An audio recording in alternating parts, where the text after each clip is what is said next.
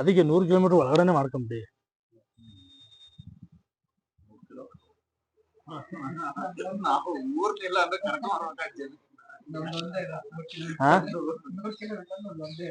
ನೀವ್ ಅಷ್ಟು ಅಟೆಂಡ್ ಮಾಡ್ತೀಯಲ್ಲ, ಆಗಲ್ಲ ಅಂದ್ರೆ ಬೇರೆ ಕೆಲ ಮಾಡಿಸ್ಕೊಂತೀನಿ ಅಂತಲ್ಲ, ಈಗ ಮಾಡಿಸ್ಕೊಬಿಡಲ್ಲ.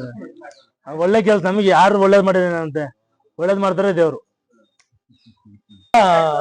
ನೀವೊಂದ್ ಮಾತಾಡಿದ್ರಿ ಏನಂತ, ಹೆಂಡತಿ ಮಕ್ಳಿಗೆ ಗೊತ್ತಿಲ್ಲ ನೈಟ್ ಓಡಿಸ್ತಿದ್ದೆ ಪಾಯಿಂಟ್ ಅಂತ ಹೇಳಿ.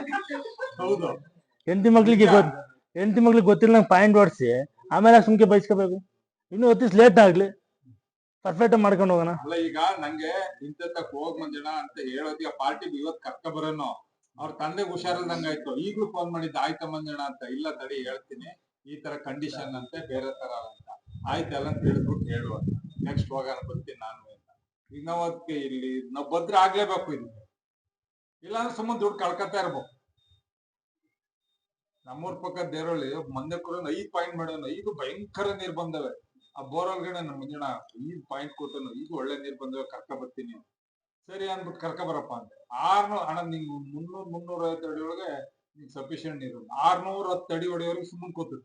750 ಅಡಿ ಬಿಟ್ಟ ಆಯ್ತಾ ಆಯ್ತು ಹೊಡಿ ಅಂತ ಸುಮ್ಮನೆ ಕೂತ. 610 ಅಡಿ ಹೊಡೆದ್ರು ಒಂದಡಿ ನೀರ್ ಅನ್ಕಲ್ಲ. ಕೊನೆಗೆ ಇವನ ಏಜೆಂಟ್ ಸತ್ಲಾಗಿ. ಅದೇನ್ ಗೊತ್ತಾ, ನೀರು ಇರೋ ಏರಿಯಾದಲ್ಲಿ 5 ಅಲ್ಲ 10 ಪಾಯಿಂಟ್ ಕೊಟ್ಟರು ಪಾಸ್ ಮಾಡ್ಬೋದು. ನೀರಿರೋ ಏರಿಯಾದಲ್ಲಿ ನಾನು ನೋಡಿರೋ ಮಟ್ಟಿಗೆ, ನನ್ನ ತಾಳ್ಮೆನ ಪರೀಕ್ಷೆ ಮಾಡ್ಕೊ ಮಟ್ಟಿಗೆ, ನನ್ನ ಕಲ್ತಾಡ್ತೀನಿ. ನೀರಿರೋ ಜಾಗದಲ್ಲಿ ಪಾಯಿಂಟೇ ಬೇಡ, ಹಂಗೆ ಹೊಡಿತಾರೆ ಬೇಕಿದ್ರೆ. ಹೊಡೆಯಲ್ವಾ? ಹೊಡೆಯೋದು ಯಾಕೆ ಹೊಡೆಯಲ್ಲ? ನೀರಿರೋ ಜಾಗ ಅದೊಂದು ಎಳೆ, ಅದು ಹೋಗ್ಬಿಟ್ಟಿರುತ್ತೆ ಪದ್ರ. ಹೇಳಿದ್ರು 5 ಭಯಂಕರ ನೀರು ಅಂತ. ಮತ್ತೆ ನಿಮ್ಮ ಏರಿಯಾದಲ್ಲಿ ಯಾಕೆ ಹೋದ್ರು ಮತ್ತೆ? ಅಲ್ಲ, ಅಲ್ಲಿ ಸುತ್ತ ಎಲ್ಲರಿಗೂ ನೀರ್ ಬಂದೈತೆ, ನಂಗೆ ಇಲ್ಲ. ಈ ಆ ಕಡೆ ಹಳದಿಂದ ಆ ಕಡೆ ಹೋದ್ರೆ ಅವನು 3-4 ಬೋರ್ ಹೊಡ್ತಾವ, ಅದು ಬರಲ್ಲ. ನಮ್ಮ ಹೊಲದ ಕವಲಿಂದ ಹತ್ತಾಗ ಒಂದು ಬೋರ್ ಐತೆ. ನಾನು ಪಾಯಿಂಟ್ ಮಾಡೋರ್ಗೆ ಏನ್ ಹೇಳ್ತೀನಿ ಅಂದ್ರೆ, ಅವ್ರು ಅಂಗನವಾಡಿ ಮೇಡಮ್ ಕಷ್ಟಪಟ್ಟು ಜೀವನ ಮಾಡ್ತಾರೆ, ರೇಷ್ಮೆ ಇವೆಲ್ಲ ಬೆಳಿತಾರೆ, ಆ ಲಿಂಕಿಗೆ ಕೊಡ್ಬೇಡಿ.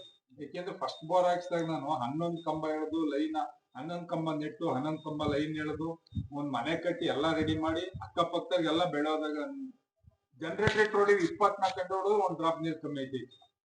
ಎಲ್ಲರಿಗೂ ಕೊಡಿ, ಎಲ್ಲ ಖುಷಿಯಾದ್ರು. ಇನ್ 2 ವರ್ಷ ಕಳೆದ್ಮೇಲೆ ಬೇಸಿಗೆಯಲ್ಲಿ ಯಾರೊಬ್ಬ ನನ್ನ ಬೋರ್ ಇಂದ ಹಿಡ್ಕೊಂಡೋಗಿ ಇಲ್ಲಿಂದ ಆ ಮನೆಯಷ್ಟು ಪಾಯಿಂಟ್ ಕೊಟ್ಟ. ಅವ್ನ್ ಕೊರ ದಿವ್ಸ ನಾನು ನೀರಲ್ಲ.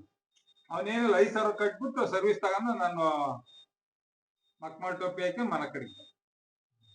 ಅವ್ನೇನು ಇನ್ನು ಅವತ್ತಿಂದ ಇವತ್ತರೂ ನೀರ ಬಂದ. ಏನ್ ಮಾಡೋಣ? ನಾನು ಅವ್ನ್ ಚೆನ್ನಾಗ್ ಮಾಡಿಸ್ತಾನೆ ಕರ್ಕಬ, ಅವ್ನ್ ಮಾಡಿಸ್ತಾನೆ ಕರ್ಕಬ. ಈಗ ನಮ್ ಸ್ನೇಹಿತ ಒಬ್ಬ ಅವ್ನ್ KB ಕೆಲಸ ಮಾಡ್ತಾನೆ. ಅವನ್ ಹೇಳ್ದ, ಅಣ್ಣ ನೀನ್ ಎಲ್ಲೂ ಹೋಗ್ಬೇಡ, ಈಗ ಹೋಗ ನಡಿಯೋಣ ಅಂತ ಹೊರಡಿಸಿದ್ದ.